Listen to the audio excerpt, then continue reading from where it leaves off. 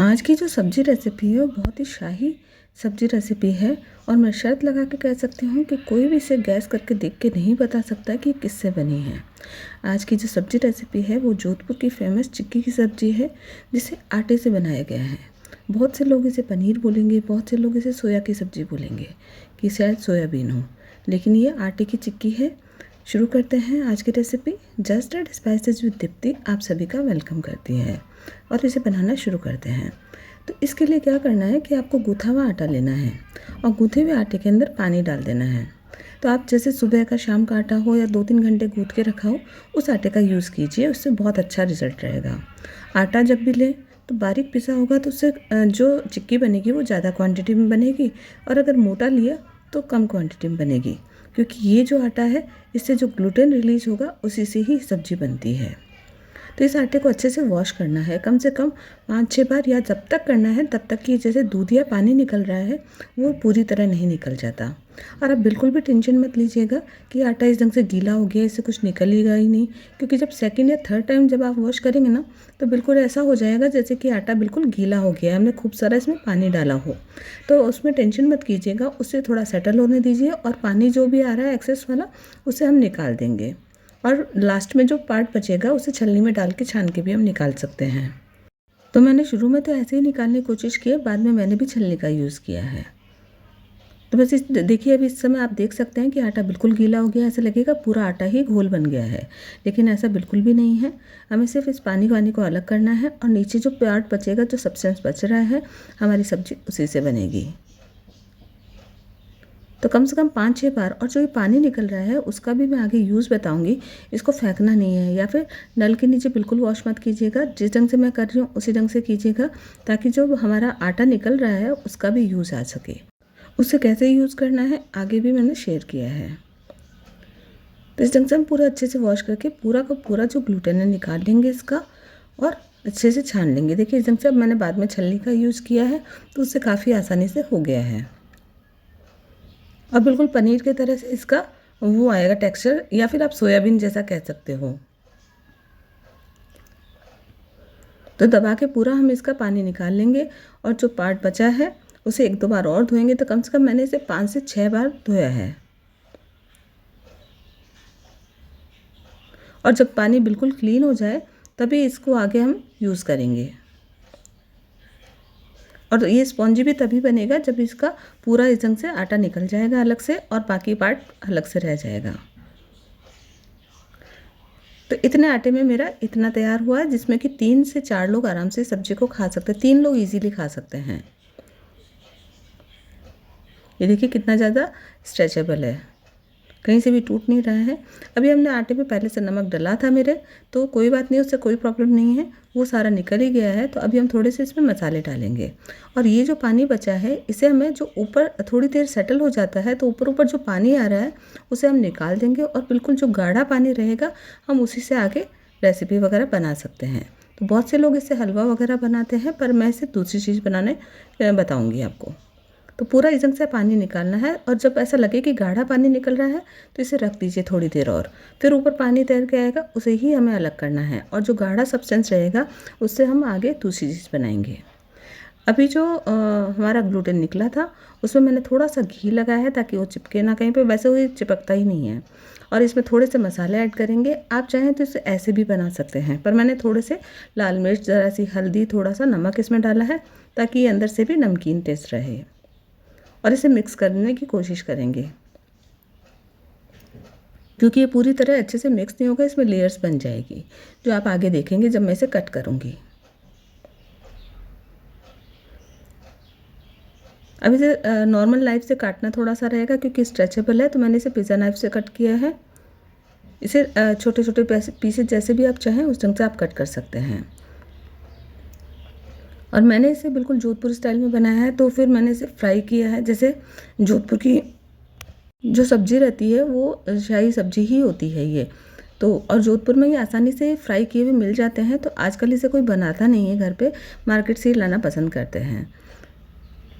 तो मैंने आज इसे फ्राई करके ही बनाया है। आप चाहें तो इसे स्टीम करके बना सकते हैं, अगर इतना ऑयल वगैरह नहीं खाना चाहते तो स्टीम करने से भी वही रिज़ल्ट आएगा। आप इसे थोड़ी देर के लिए स्टीम कर लीजिए, ये और ज़्यादा फ्लफ़ी हो जाएगा। और देखिए कितना स्ट्रेचेबल है। अभी मैंने कढ़ाई में तेल गरम किया है और इसे फ्राई कर लिया है, जैसे कि हम बाकी चीज़ों को फ्राई करते हैं वैसे ही, जैसे पकौड़े वगैरह, तो वैसे ही इस पर गोल्डन कलर आने तक इसे फ्राई कर लेंगे। और फ्राई करने के बाद थोड़े से पीसेस फूल जाते हैं, और ऐसे ही आप अगर स्टीम करेंगे तब भी थोड़ा सा फूल जाएगा। तो स्टीम करके भी बनाई जा सकती है इसे आसानी से। पर हम शाही सब्जी बना रहे हैं तो इसे मैंने फ्राई किया है और आगे मसाले भी उसी हिसाब से बनाए हैं। ये देखिए अच्छा सा कलर आ गया है, ये फ्राई हो गए हैं। अब इसे हम साइड में रख देंगे। और इसके लिए मैंने 9-10 काजू लिए हैं। तो जैसा मैंने कहा कि शाही सब्जी है तो इतने काजू आपको लगेंगे। कोई क्रीम वगैरह हम यूज़ नहीं कर रहे हैं इसके अंदर डालने के लिए। अभी प्याज को हम बारीक बारीक कट कर लेंगे। तो आप चॉपर से भी कर सकते हैं, मैंने हाथ से ही बिल्कुल बारीक बारीक कट किया है। तो 2 मीडियम साइज़ के प्याज लिए हैं, और सारा जो मेज़रमेंट है वो डिस्क्रिप्शन बॉक्स में लिखा है। आटे का मैंने कोई मेज़रमेंट नहीं लिया है। आप देख सकते हैं कि क्योंकि मेरा पहले से गुथा हुआ आटा था और अचानक से मैंने बनाई है सब्ज़ी को, तो आप मेरे ख्याल से 1.5 कटोरी के करीब होगा, उस हिसाब से आप लीजिए। और दूसरी बात है कि ये जितना पीसेज बन के तैयार हुए हैं वो डिपेंड करता है हमारे आटे की क्वालिटी के ऊपर, क्योंकि कभी आटा बहुत बारीक रहता है तो उसमें ज़्यादा निकल जाते हैं पीसेज। अगर आप हमारा आटा घर पे पिसा हुआ है, मोटा आटा है जो हम रेगुलर खाते हैं, तो फिर उसमें कम रहेगा, ये पीसेस कम बन पाएंगे। अब मैंने टमाटर, थोड़ा सा बीट रूट, जो पीसे भिगे हुए काजू थे वो, साथ ही कुछ खड़े मसाले और हरी मिर्च लेके इनका एक पेस्ट बनाना है, और एक सूखी लाल मिर्च डाली है। थोड़ा सा बीट रूट इसमें ज़रूर डालिएगा। सब्जी का कलर देखिए आप, और ये जो पेस्ट बनाया है उसका कलर देखिए, बहुत अच्छा, बहुत रिच कलर आएगा। बिल्कुल ज़रा सा पीस डालना है। अभी मैंने तेल गरम किया, उसमें जीरा और खड़े मसाले हम पहले ही डाल चुके हैं, तो सिर्फ मैंने तेज़पत्ता यहाँ पर ऐड किया है और कटे हुए प्याज इसमें डाल दिए हैं। अब इस प्याज को हम भून लेंगे।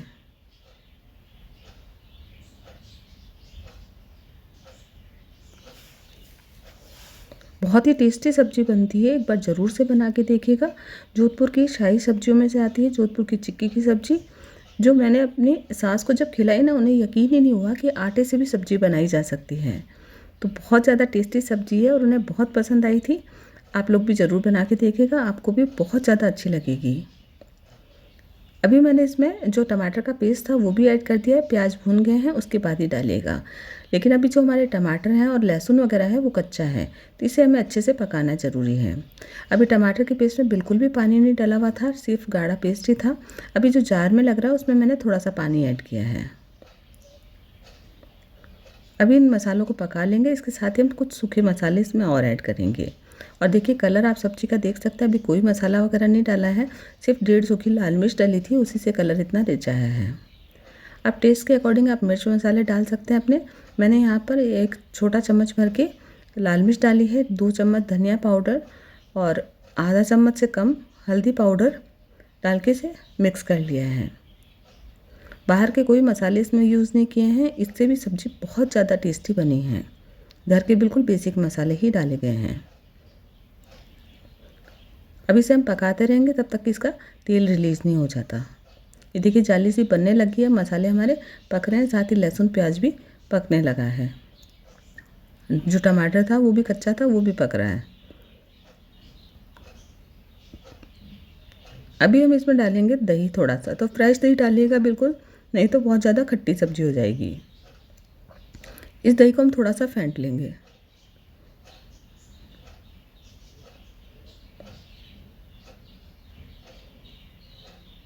और बहुत ज़्यादा दही नहीं लिया है मैंने, 2 चम्मच इतना ही दही लिया है।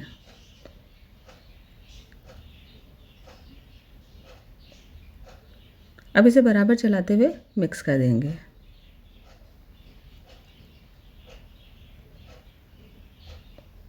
देखिए सब्ज़ी कितनी ज़्यादा रिच दिख रही है। हमने नमक नहीं डाला था तो मैंने अभी इसमें नमक ऐड किया है।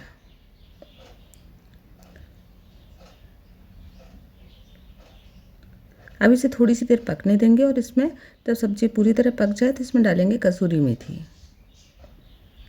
अगर हरा धनिया हो तो वो भी आप इस समय ऐड कर सकते हैं।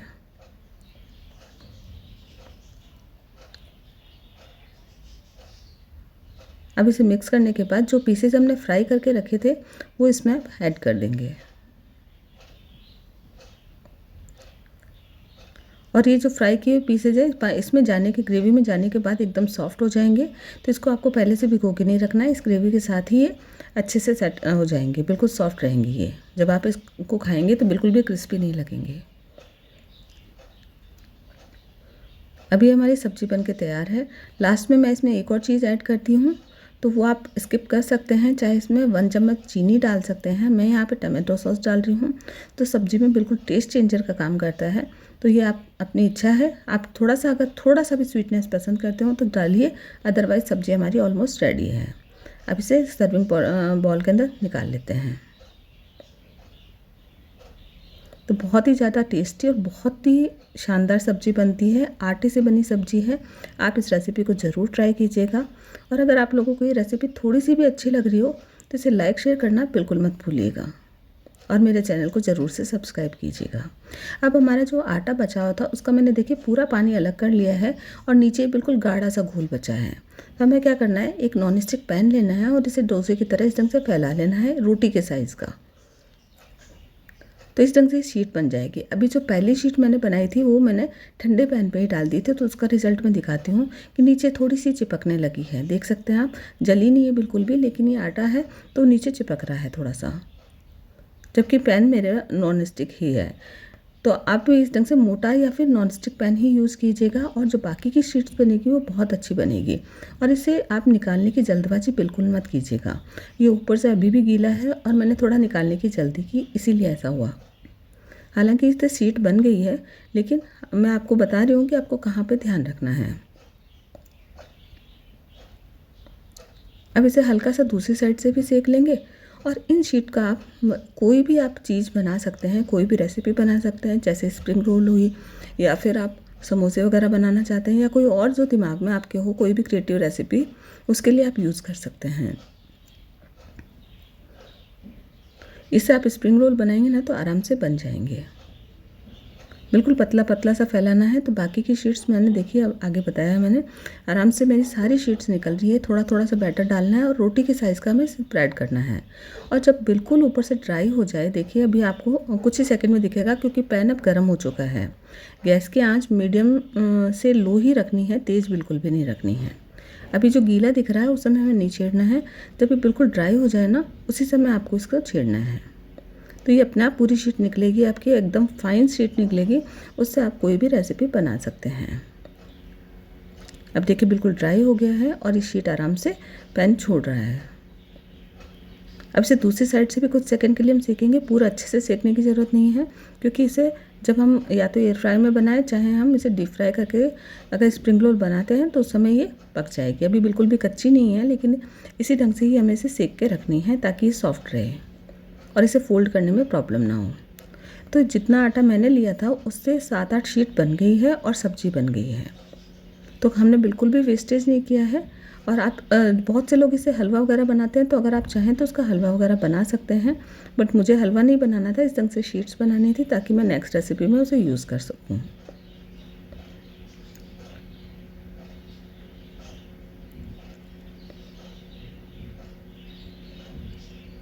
तो इसी ढंग से मैंने सारी शीट्स बना ली हैं। अब इसको स्टोर कैसे करना है वो भी मैं आगे बताया है मैंने।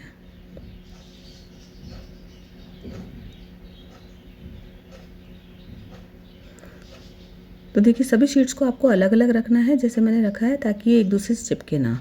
अब जो नॉर्मल गेहूं का आटा, ये देखिए फोल्ड आराम से हो रही है, आप इससे बना सकते हैं कोई सी टाइप के रोल्स। तो इस पर मैंने बहुत अच्छे से आटा लगाया है सभी के ऊपर। हर एक शीट के ऊपर आपको आटा लगाना है इस ढंग से, और एक बॉक्स में मैंने रख दिया है। वो मैंने नेक्स्ट डे काम लिया है, तो इस ढंग से आप भी इसको स्टोर करके भी रख सकते हैं। 2-3 दिन तक ये शीट्स ख़राब नहीं होगी। Thanks for watching my channel.